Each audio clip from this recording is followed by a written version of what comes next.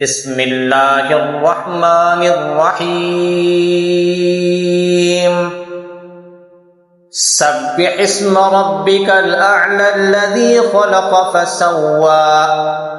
والذي قدر فهدى والذي أخرج المرعى فجعله غثاء أحوى سنقرئك فلا تنسى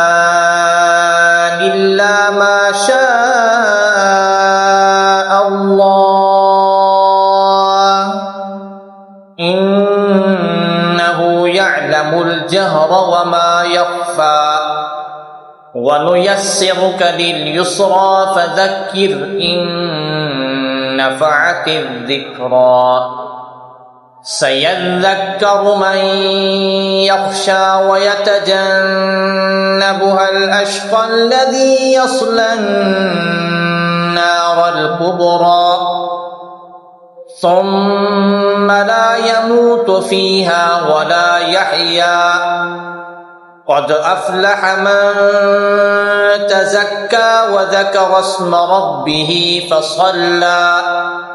بل تؤثرون الحياة الدنيا والآخرة خير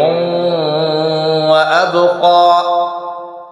إن هذا لفي الصحف الأولى صحف إبراهيم وموسى